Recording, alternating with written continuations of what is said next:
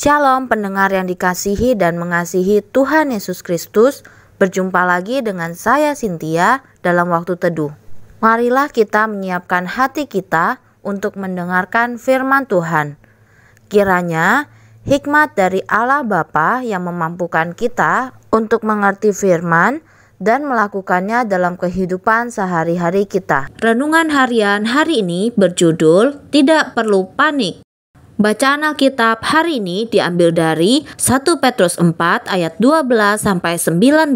Demikian firman Tuhan. Saudara-saudara yang kekasih, janganlah kamu heran akan nyala api siksaan yang datang kepadamu sebagai ujian, seolah-olah ada sesuatu yang luar biasa terjadi atas kamu. Sebaliknya, bersukacitalah sesuai dengan bagian yang kamu dapat dalam penderitaan Kristus, supaya kamu juga boleh bergembira dan bersukacita pada waktu Ia menyatakan kemuliaannya. Berbahagialah kamu jika kamu dinista karena nama Kristus, sebab roh kemuliaan, yaitu roh Allah, ada padamu.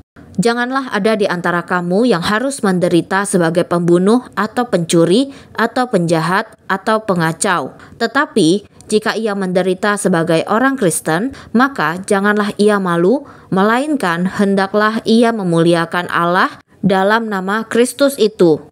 Karena sekarang telah tiba saatnya penghakiman dimulai, dan pada rumah Allah sendiri yang harus pertama-tama dihakimi. Dan jika penghakiman itu dimulai pada kita, bagaimanakah kesudahannya dengan mereka yang tidak percaya pada Injil Allah? Dan jika orang benar hampir-hampir tidak diselamatkan, apakah yang akan terjadi dengan orang fasik dan orang berdosa? Karena itu, baiklah juga mereka yang harus menderita karena kehendak Allah, menyerahkan jiwanya dengan selalu berbuat baik kepada Pencipta yang setia.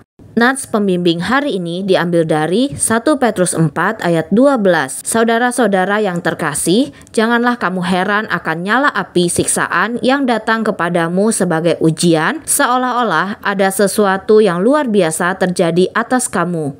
Saat melayani pendalaman Alkitab dalam suatu pelayaran di Kepulauan Karibia, saya mendengarkan pengarahan tentang tindakan penyelamatan yang biasa dilakukan di hari pertama. Tindakan pencegahan sangatlah penting untuk berjaga-jaga seandainya tiba-tiba kapal harus dievakuasi.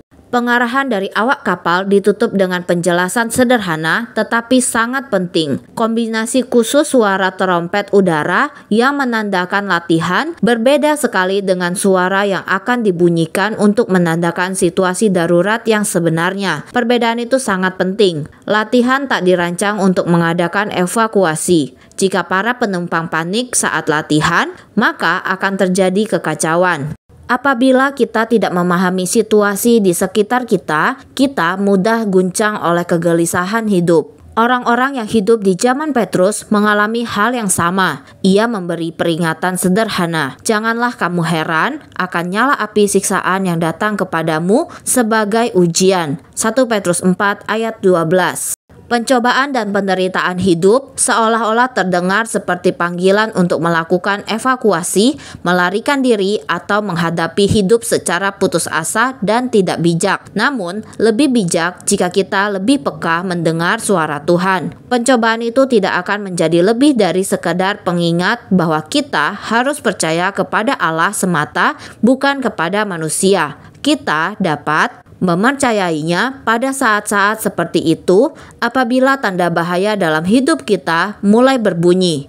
Tantangan hidup tidak dirancang untuk menghancurkan kita, tetapi untuk mendekatkan kita kepada Allah.